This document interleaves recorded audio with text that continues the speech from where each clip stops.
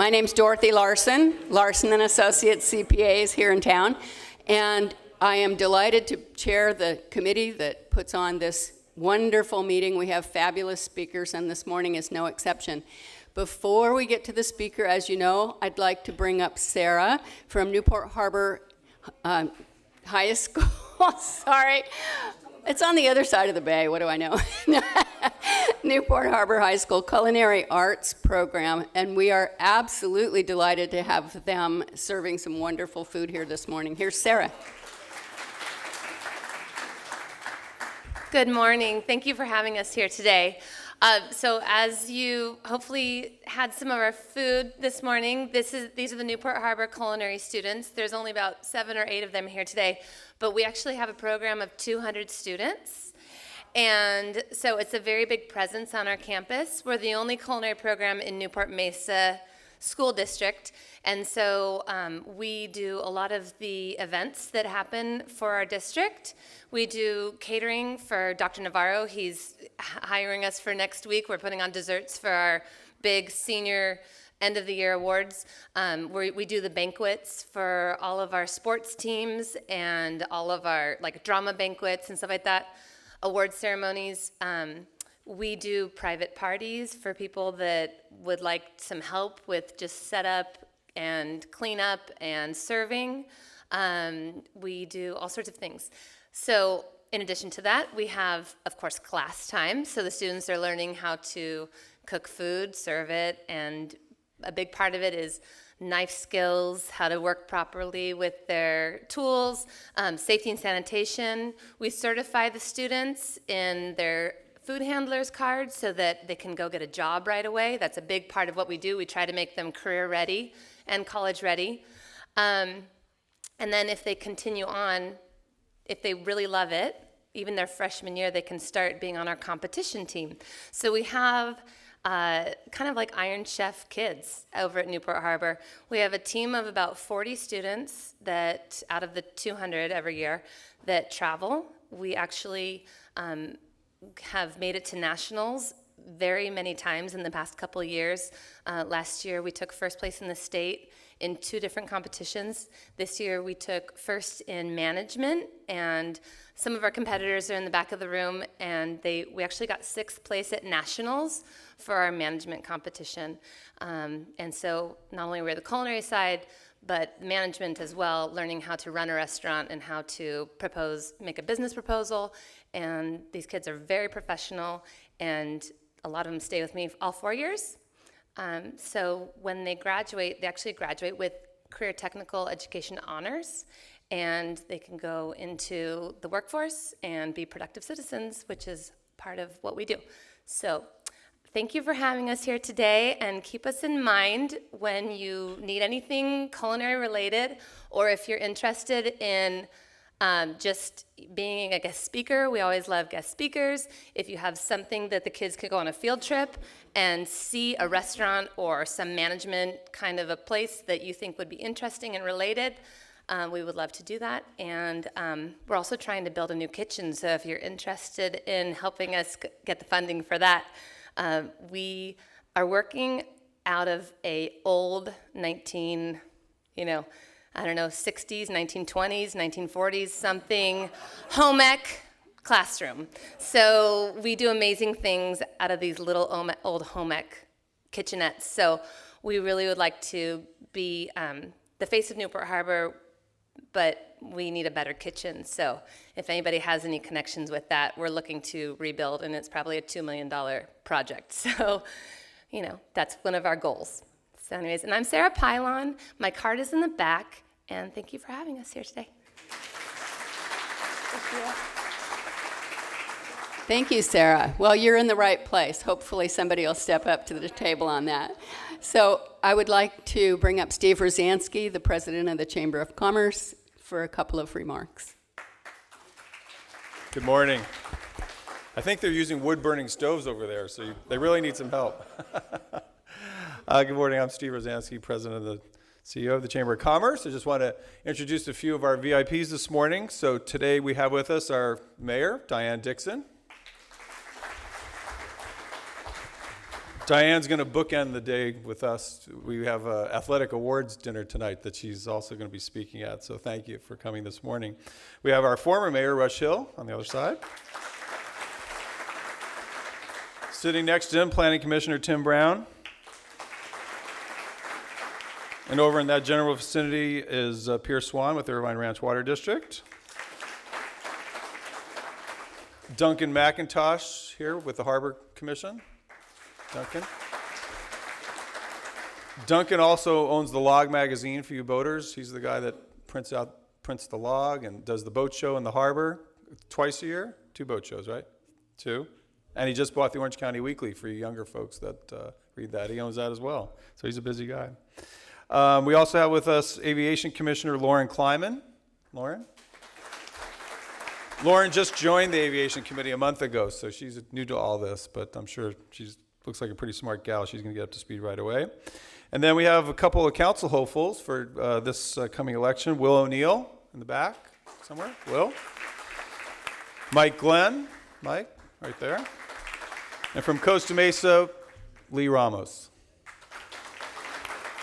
So I'll let Dorothy introduce our speaker, and we'll get on with our program. Thank you. All right, good morning again.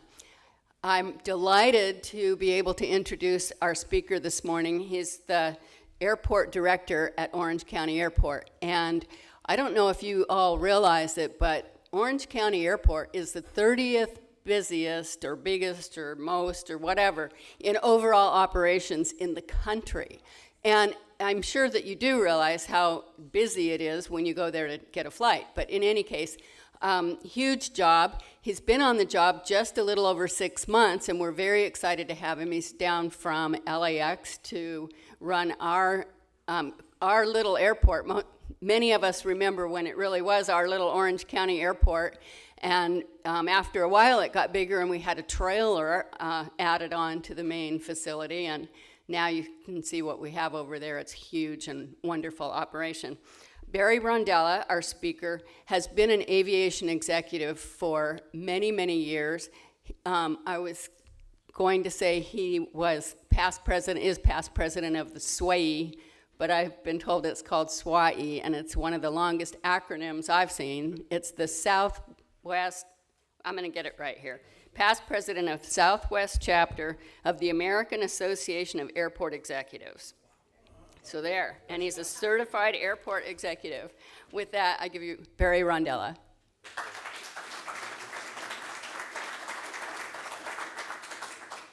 So I need to burn off some nervous energy, so I'm going to try to do this away from the podium. That works for you. Can you hear me okay? Okay, great. I am really excited to be here, not only this morning with you all, but in Orange County and at the John Wayne Airport. This has honestly been a dream of mine for about 7 years. And that's for a lot of reasons. Part of it is I grew up a Southern California boy, and it's just good to be home. But there's also the balance that you all do here in Orange County that I think is better than any place in the country, frankly. And what I mean by the balance is, communities want airports to generate economic development. They want airports to generate jobs and go to good places, have airlines that go to good places on great schedules. But they also want airports to be good neighbors, right? And that balance between generating economic activity and having great destinations and trying to be the best neighbor you can be is what I think Orange County and John Wayne Airport do better than anybody in the country. And frankly, I wanted to be a part of that. Can I interrupt? Sure. We won't get it on the video if you don't use my time. Okay, sorry. All right, so I've got cards. I've got this. All right, so for the video. Okay.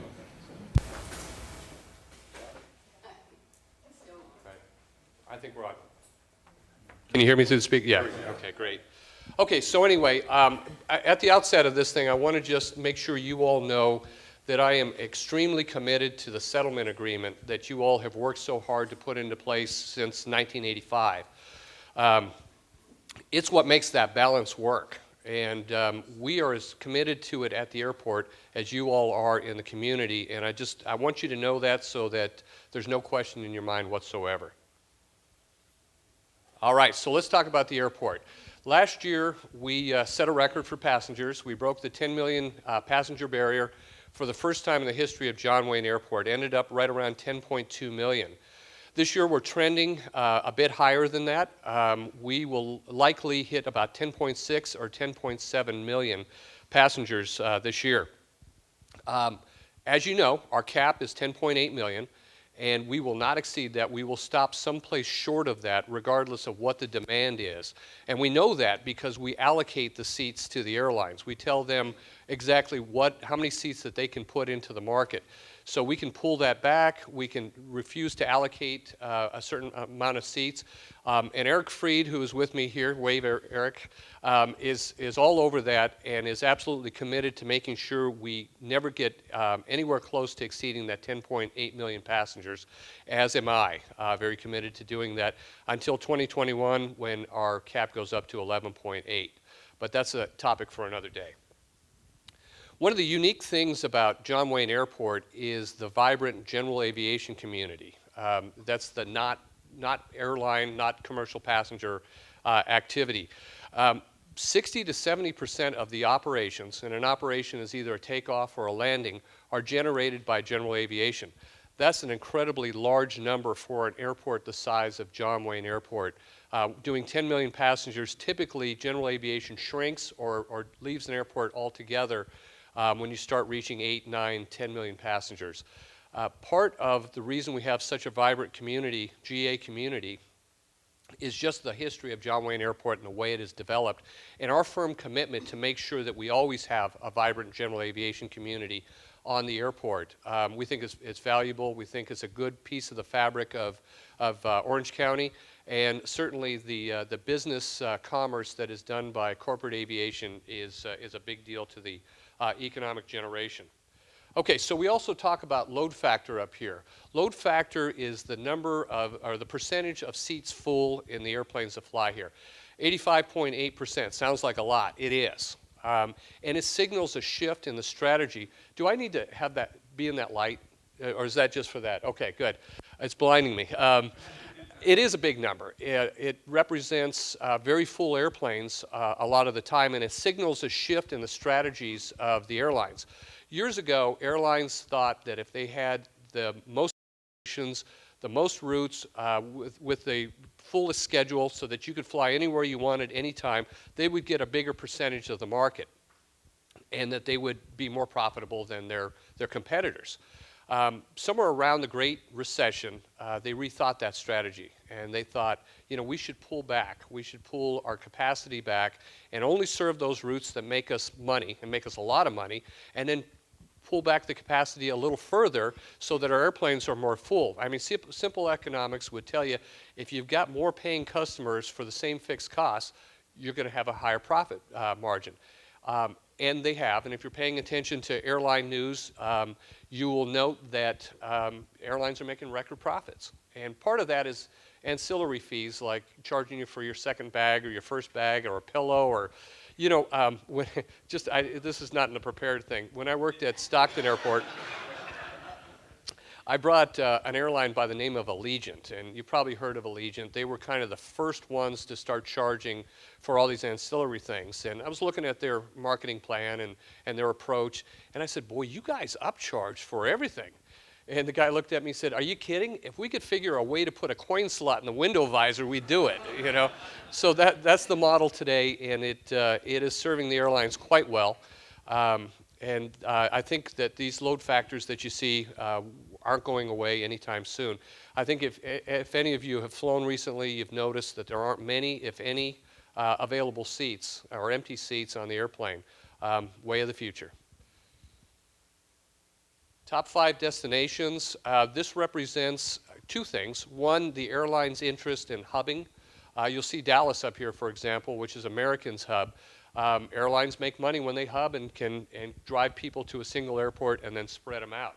But also represented on here are destinations that you all want to go to. We continuously survey Orange County and the residents and those that fly out of the airport and ask, where would you like to go? What are your top destinations? And you'll see Seattle and San Francisco, which are exactly the places that you all told us or two of the places that you all told us you wanted to go to, and we were able to deliver that for you. So we will continue to try to work with you to get you destinations that you want to go to, and be good neighbors. So this is our route map, and we are very, very proud of this. We have added 8 new destinations in the last 24 months. Places like Sonoma County, places like Reno, Tahoe. Again, these are places that you all asked us to get you destinations to, and we were able to work with the airlines to deliver that for you. And we will continue to do just that. Even as we're capped, we're still bringing on new entrants, and we're trying to refine our airline mix and our destinations. So we will continue to try to deliver those destinations that you most want to go to. We also have international service to Mexico and Canada, as you well know.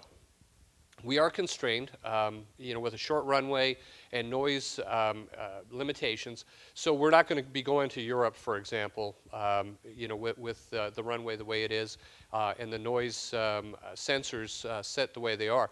But you can see we do pretty well in North America. Okay. What do our passengers look like? 93% of our passengers are OND, origin and destination, which means they begin or end their trip right here at Orange County. That's a high number, similar to LAX, but it's a lot what you see on coastal airports. One of the great things about John Wayne Airport is the mix of leisure passengers and business passengers. Some airports are very business heavy, and so when those core businesses that the airport relies on falter, the airport falters. Other airports like Santa Barbara or Palm Springs, Myrtle Beach, what have you, are very leisure oriented. And when the economy stumbles, one of the first places that people cut is leisure flying. So those airports suffer. For us, having this mix, which is pretty close to 50-50, gives us a vibrance and ability to withstand downturns. All of your income, we are much higher than the average income for most counties and most airports. Again, helps us withstand downturns. This last point, 7.4% cite Newport Beach as their home city is a neat statistic for me. If you do just a little back of the napkin calculation, that's about 784,000 passengers every year that live here in Newport Beach that fly out of John Wayne. So thank you. You all give us a lot of good business. Okay, let's talk about our terminal improvement program. As you probably heard, we have embarked on a $102 million terminal refresh of Terminals A and B. Terminals A and B were built about 25 years ago. Terminal C about 5 years ago. And while Terminals A and B are probably still superior to most of the terminals across the country, they are not exactly up to the standard that newer Terminal C is. So we'd like to raise them up to the same level as Terminal C.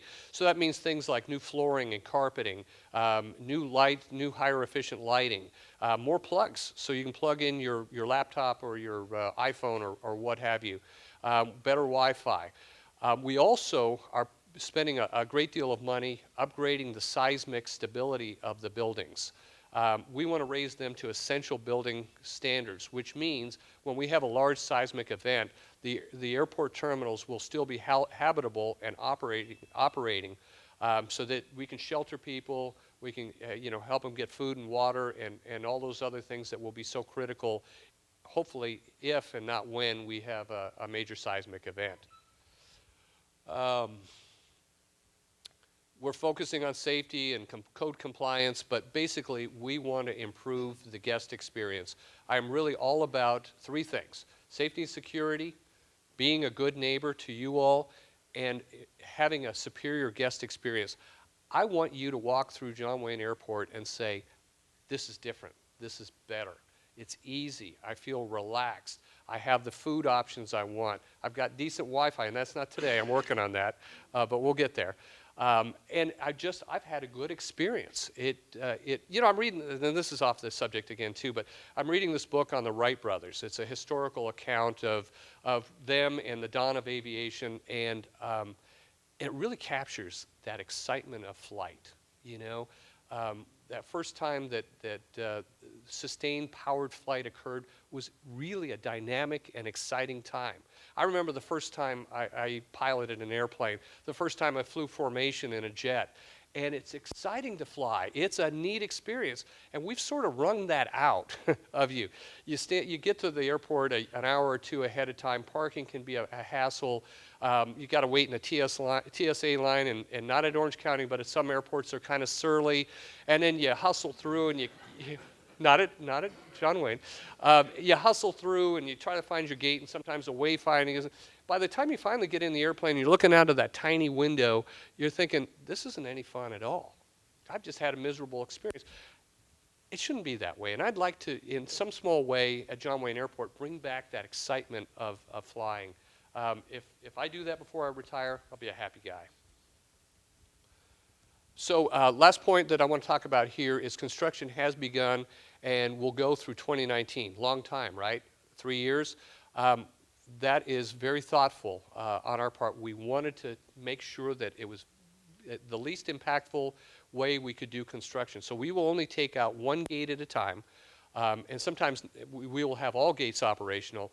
And we've built structures, scaffolding, to do the work behind that looks very much like the rest of the terminal. So while you'll notice that a gate is out of service or something looks different, it won't look like a construction site. It will look nice and look like most of the rest of the airport.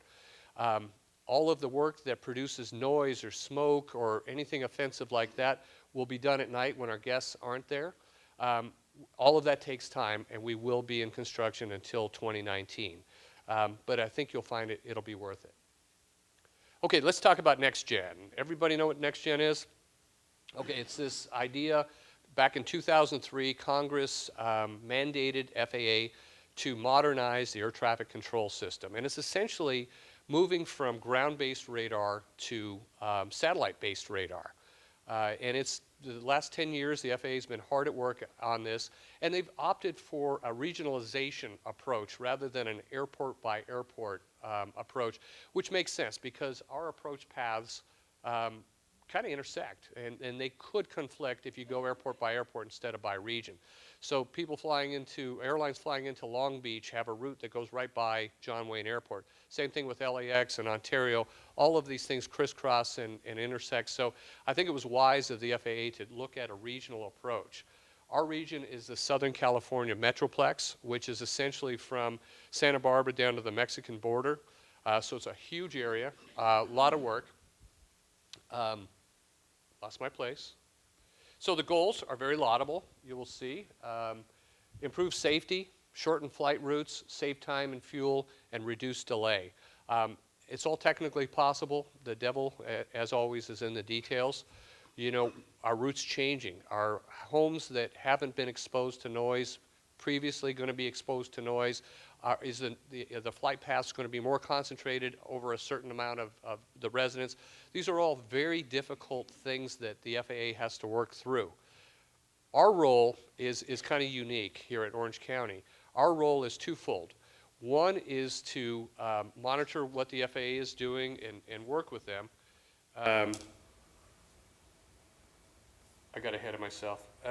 Okay, anyway, and the other is to basically advocate for you. We're the owner and operator of the airport, but we're also the aviation experts in the county, and so we are trying to make sure that we advocate for the settlement agreement, for the impacts that are going to occur at your house. There are 21 Metroplexes across the country, and again, ours is the Southern California Metroplex. Probably one of the most, with the exception of the New York airport area, most complex. So I think I talked about all this. See, I'm holding too many things. These are the airports in the Southern California Metroplex. The top ones are the commercial service airports. There are also about 23 general aviation airports affected. 15, I'm told, with towers and 8 without, and also 4 military airports as well. The board's priorities have been abundantly clear from the very beginning. their direction to us, when I say the board, I mean the county board of supervisors. Their direction to me and to my predecessors have been track the FAA process and communicate with the community. And we have tried very hard to do exactly that, and we continue to do that. In fact, when we saw the first proposal the FAA brought forth, we sent back a 6-page letter. First of all, reaffirming our commitment to the settlement agreement, but then just as importantly, telling them the various areas where they had failed to adequately communicate with you all and with us at John Wayne Airport. We will continue to do that as we need to. We anticipate a response from the FAA this summer, so we're very acutely interested in what they might say and where they're going to go in the future. This note at the bottom of the screen is very important. We don't control the airspace. We don't have any real control over the FAA. The FAA will do ultimately what it wants to do. We can push, we can prod, we can cajole, and we will, and we are. But at the end of the day, they will do what they determine they're going to do. But again, we're a forceful group, and airports, you know, Dorothy talked about being president of the Southwest Chapter AAAE, American Association of Airport Executives. We're also a member of the California Airports Commission, our council, and these groups are all banding together to push back against the FAA and say, hold on a second, you need to involve us in this planning more thoroughly. You need to listen to us more and respond, and it's having an effect. How much effect will remain to be seen, but we're working hard. Okay, General Aviation Improvement Program. We have spent the last 2 or 3 decades very focused on commercial aviation and the airlines, and it was the right thing to do. We had a lot of growth in that sector. We wanted to make sure the growth was smart and made sense and didn't violate the settlement agreement. And so we've been very focused. We had terminals to build. We had a lot of things to do to prepare for all this activity. It's now time to focus on general aviation, or the non-airline operators at the airport. And so we're taking a deep dive, a holistic view of general aviation and doing a planning process. One of the first things we did was meet with our tenants and stakeholders and say, what is it you want? What are you looking for? What are you seeing at other airports that you like? What are you seeing at other airports you don't like? And what is it that we can deliver to you that would do the things that you want to do? We understand that the general aviation airplanes are getting bigger. The days of the small single-engine reciprocating engine dominating general aviation are past. Most of the activity is shifting to corporate jets. We recognize that. So we recognize with bigger airplanes, we need bigger hangars. We know people would rather keep their airplane inside a hangar than out in the sun and in the weather. So we need bigger hangars, we need more hangars, but what does that all look like? What, you know, how many, where? It might be interested to know that we do everything we do on John Wayne Airport 503 acres. So that's the terminal, that's the airfield, that is everything. Contrast that against, say, someplace like Sacramento. Sacramento has fewer and plane passengers than we do and significantly fewer general aviation operations, but they do what they do on 6,600 acres. 6,600 versus 500. So we have to be very deliberate about everything we do on every square inch of the property. And the general aviation area is no exception. We need to redo things. We need to make hangars bigger. We need to redo the fixed-based operators, the businesses that serve the general aviation in a different manner. And it's going to be a big job, a big deal. Something that we're going to take a lot of time to get right.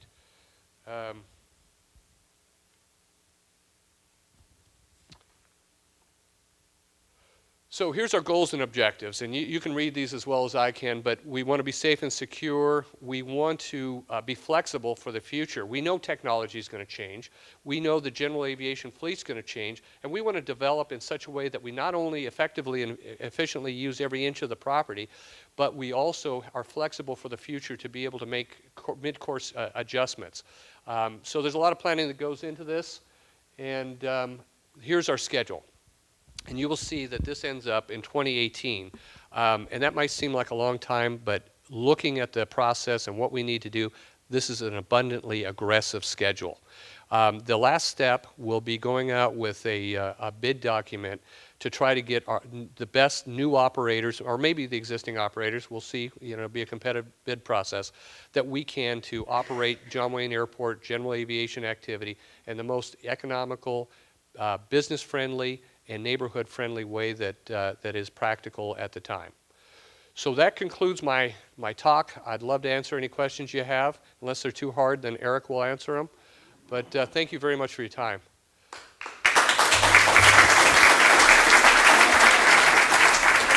Yes, sir. As you mentioned, the public wants the access and as many flights to as many places as possible. Of course, we want to do that all without planes flying overhead. One of the reasons, of course, is the noise.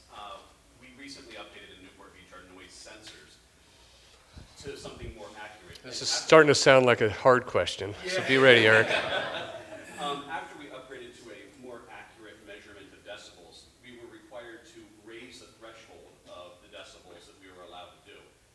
It seems the inverse of what I would have expected. If we had gone to a less accurate system, I could see it being raised. But why is it being raised for a more accurate system? I can answer this conceptually, but I'll mess something up. So let me defer to my noise expert. Sorry to put you on the spot. Yeah, I mean, and it's technical, and a lot of it has to do with a federal law. It's Airport Noise and Capacity Act. We can't make things more restrictive than they have been in the past. There was concerns about that.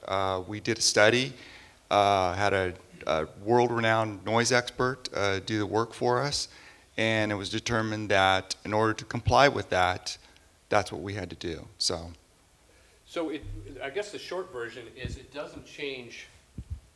It hasn't raised the allowable noise that airlines or general aviation airplanes can generate. It was a logarithmic, very complex thing that, again, I couldn't begin to explain to you.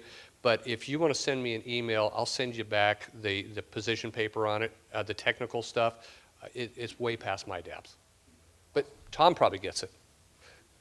Yeah. Okay. Yes, sir. I'll get you next.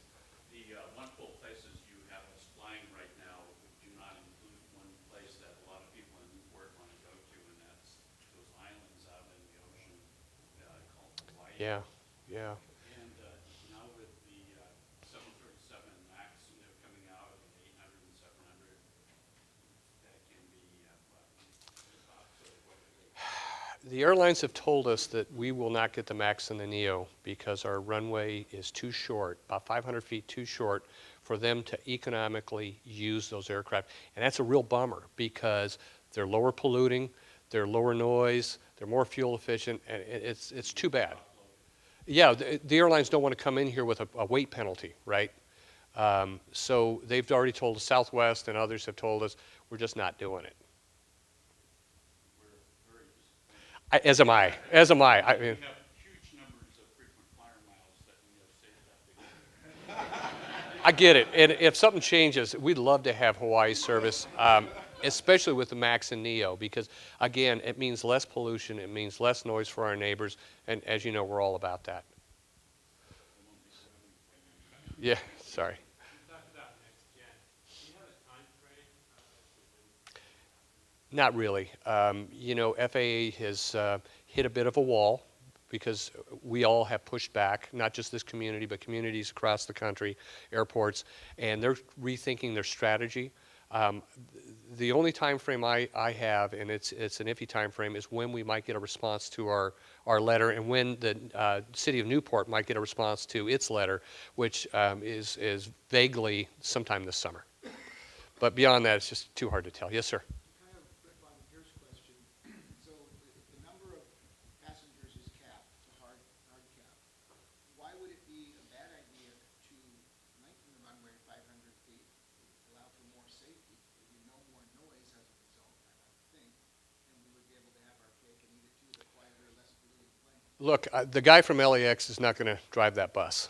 If you all, said, hey, please do this, we would study it, we would tell you what the effects are going to be, and if you all thought, let's go do it, we'd do it. But again, I am not, I'm not taking the lead on that. Yes, sir.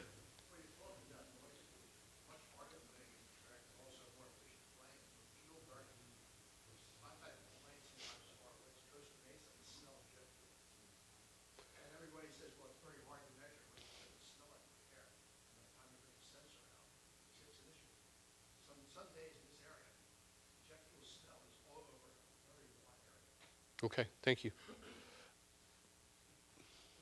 Short. Okay. Whether the limits have gone up or not, one of the things the public hears is the planes are improving and becoming principally quieter. Yet the noise limit that they're told to is as loose or possibly looser than it was 35 years ago.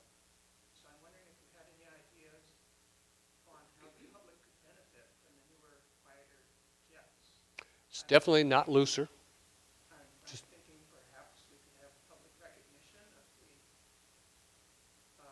airlines that are doing a good job of reducing the noise below the limit that they're required to be at, or perhaps shaming those that are not doing a good enough job.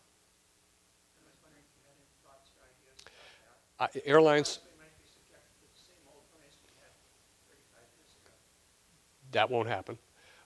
Airlines continue to get quieter.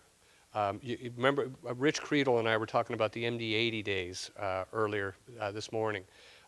If you remember, if you can have that oral memory of how loud those things were compared to a 737-800 or an Airbus A320, you know that's gotten quieter. And the technology or the science proves that it's gotten quieter.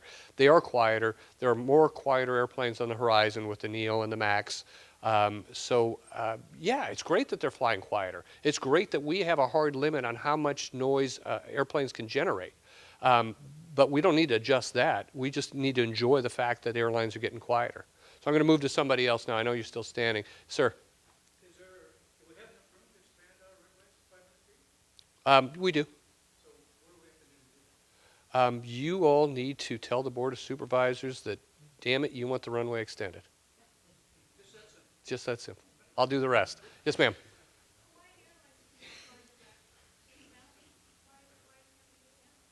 We can. The question was, Hawaiian Airlines used to fly direct to Maui. Why can't we do that?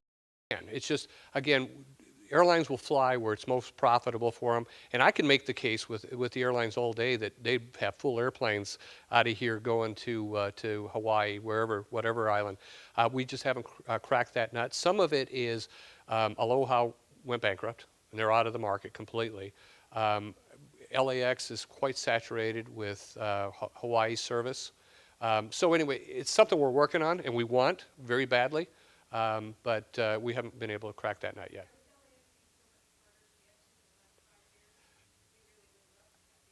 I get it. I was director of operations there for 5 years, and it's controlled chaos every single day. And I'll tell you some horror stories one day, but sir.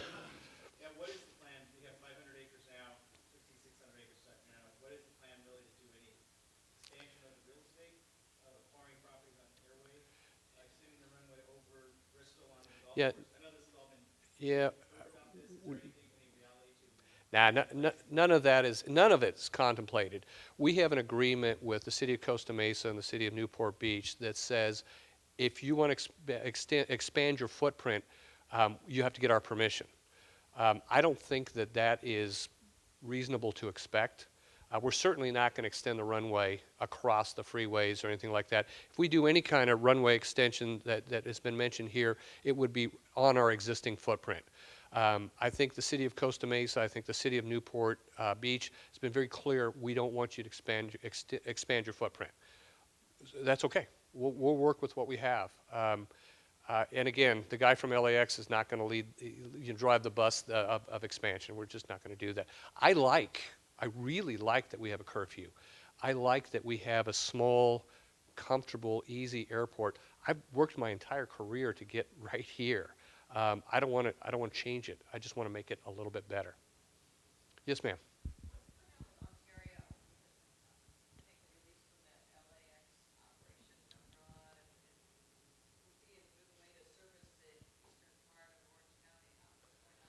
So the transfer hasn't taken place yet.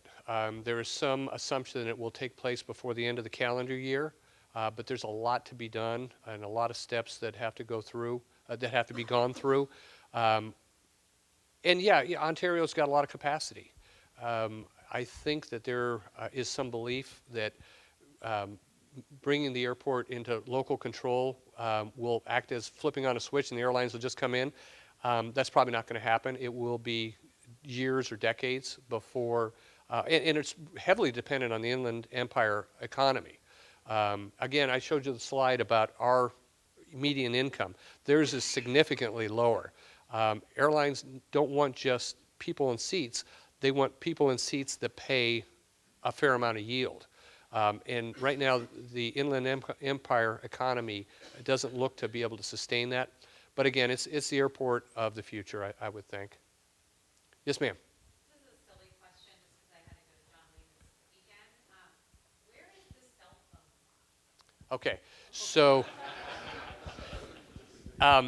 we have signs, but so as you're driving through the terminal roadway, right? You go past the terminals, parking structures over here, terminals are over here. As you come out and make the right turn, after you get past the terminal and the parking structure, it's immediately to your left. You'll see a lot of taxis near there. It's just right there. Just look for that little cell phone lot sign, and I'll leave cards. If you can't find it, call me. I'll show you. I'll draw you a map. Are you going to still park in your parking spot? What's that? We're working on that. We put together a multidisciplinary team to holistically review all of our terminal signage, and we've done that, and we've improved it, and we've got more to do. And the next layer on that onion is to go out to the roadways and out. One of the cool things that we're working on is we're working with Caltrans for those big changeable message signs and bringing some portable ones out as well on the off-ramps to tell you when the parking structures are full, don't go to the parking structure, go to the Main Street lot. We'll message that. Eric has been working on messaging that through social media as well as traditional media. We want to put it on those message signs. We want to try to catch you at various places so that you can make the decision to not go to the structures before, because I know you're all rushing when you get there. You don't have time to go to the structure, find out it's full, and then go to the Main Street lot, catch the shuttle. You want to go straight to the Main Street lot if it's close. So we're working on that. Yes, sir. There was some discussion about crash zones in the golf course, and that if we kept the golf course as is, it would prevent the airport from expanding. How accurate is that? Do we need to expand the crash zone in order to expand the airport, or do we have enough area in the airport to expand as is if we wanted to do that? How does that all play out? Okay. We are not going to extend the runway across the freeways. The land that is used, the RPZ that's being used as a golf course currently will always be a safety zone. Whether it's a golf course or whether it is something else that provides a place for airplanes that need to come down safely, it will always be something like that. Golf course is a great one because it's soft, it's cheap. As a pilot, we always said, if you're going to crash, aim for the cheapest, softest thing you can find, right? And so golf courses are great for that, and they just happen to return some money to us as well. So whether it's a 5-year lease or a 50-year lease or whatever, rest assured, there's never going to be a runway over there, okay? And you heard it right here. Yes, sir. It doesn't sound like extending the runways are a high priority. And if you can bring less polluting planes, quieter, more efficient, blah, blah, blah.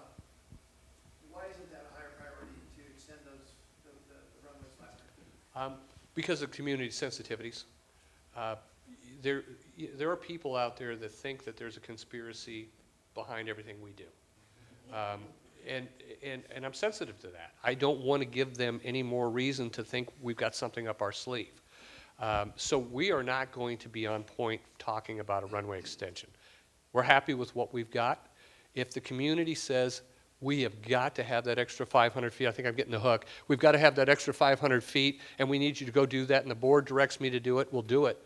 But that's the only way it's going to happen.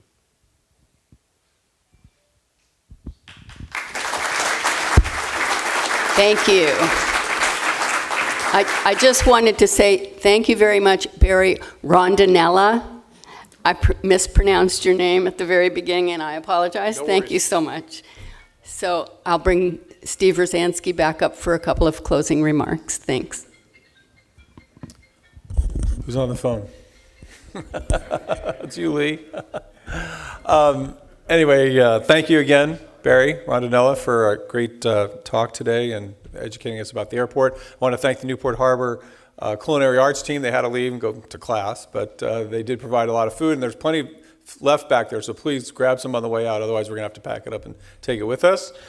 We do have a few upcoming events that I'll just mention. So let me get my phone open again. I think on June 15th, we're going to have our business luncheon at the Bahia Corinthian Yacht Club. The program will be on LinkedIn and how you can either find a job or recruit on LinkedIn. So that should be something that just about everybody in the audience here might be interested in. Our next mixer is going to be on June 23rd. I don't think we have a location yet, but we're working on that. So just follow the website, or if you're a chamber member, you'll get our email. And then next month, Wake Up Newport is going to be on July 7th. We have a great program next month. There's very few speakers that I've tried to rebook, and I tried to rebook this gentleman immediately after he spoke the last time. So his name is Erwin Chemerinsky. He's the dean of the UCI Law School. Unbelievable speaker. I was a law student myself at one time. I wish I had a professor that was as good as that. I would have showed up to every class. But he'll be speaking on the recent Supreme Court decisions that should be coming down very soon now. The Supreme Court wraps up its session in June, and so he'll be speaking on that. I imagine that he'll also be talking on what's going on with the Supreme Court and Justice Scalia dying and only having 6 justices, and what that's going to look like, maybe whether we get a Clinton presidency or a Trump presidency. Oh, 8, sorry. Did I say 6? I'm sorry. See, I missed that class when they told me about that. I told you I missed it. But if you're interested in getting emails about this meeting, if you're not a member of the Chamber and not getting them, we have a basket in the back. Just throw your business card in there.